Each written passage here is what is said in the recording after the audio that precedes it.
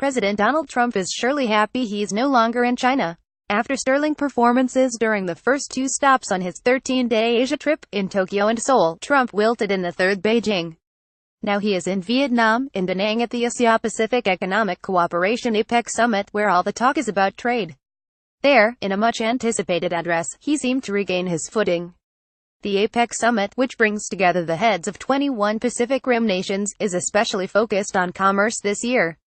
In Japan and Seoul, Trump talked about arms sales to the two allies as a means of alleviating persistent trade deficits. Trump's general announcement seemed to be a way of avoiding the need to address the unfair practices of nations whose cooperation he needed on North Korea. In China, to which America will not sell weapons, the president employed the same general tactic, beaming as the Commerce Department announced 37 major deals totaling more than $250 billion. The Trump size amount was astounding, but some, if not most, of the pacts are documented by memos of understanding, not firm contracts. In other words, many of them may be consummated only years from now, if ever. As Bloomberg noted, of the $250 billion, getting to that figure may require some fuzzy math. There was another reason not to be impressed.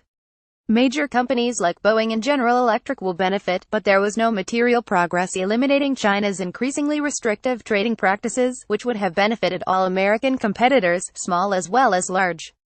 As Nick Morrow of The Economist Intelligence Unit told CNN, President Trump got a number of tweetable concessions, but none of which significantly changed the nature of the relationship. Moreover, Trump created controversy with 3 sentences, uttered during Thursday's state dinner in Beijing. "I don't blame China," the president said, in connection with its predatory trade practices. "Who can blame a country for being able to take advantage of another country for the benefit of its citizens? I give China great credit." Almost nobody liked the comment, which Fox News said was delivered lightheartedly. Yet whether Trump joked or not, he tweeted much the same comment a few hours later, and came back to it again in his Vietnam speech at the APEC Summit on Friday. "I do not blame China or any other country," he noted. "If their representatives are able to get away with a lopsided trade deal, they were just doing their jobs." The president's failure to take specific steps to remedy structural issues during the first 3 stops made the Da Nang speech especially important. In the Vietnamese city, Trump said America was willing to ink bilateral trade agreements. "What we will no longer do is enter into large agreements that surrender our sovereignty," he proclaimed, as he called them both unfair and unenforceable. In January, he pulled America out of the Trans-Pacific Partnership, a proposed 12-nation free trade agreement that had been the centerpiece of President Barack Obama's East Asia policy, the so-called pivot. Trump also promised that, going forward, there would be zero tolerance for trade criminality. The United States will no longer turn a blind eye to violations, cheating, or economic aggression, he declared.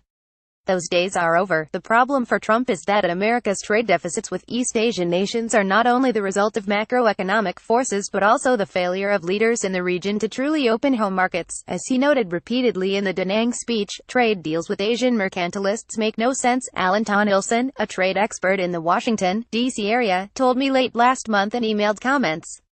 Their pervasive non-tariff barriers, created by agile, secretive bureaucracies, are excruciatingly difficult to detect and document, much less reduce or eliminate. President Trump sounded the same theme in Vietnam, saying we can no longer tolerate these chronic trade abuses. You are now subscribed to the Daily Digest and Cheat Sheet. We will not share your email with anyone for any reason.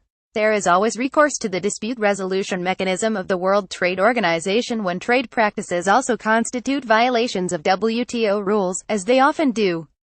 WTO panels can hand down enforceable rulings, but the global body imposes no penalties for violations unless they continue after a decision has been issued, by which time an American company can be irrevocably injured. Trump attacked the WTO in Da Nang, complaining of unfair treatment. Tonilson, who blogs at Reality Check, argues the only sensible approach for Washington in these cases is unilaterally establishing the bilateral terms of trade, including setting up the U.S. as judge, jury, and court of appeals for disputes. That appears to be exactly what Trump hopes to do. Drastic solutions seem to be gaining favor, as Trump's Da Nang address suggests. A president needing to keep majorities in the House and Senate next year, and therefore dependent on retaining blue-collar votes, probably will go to the lengths the influential Tonilson and others suggest.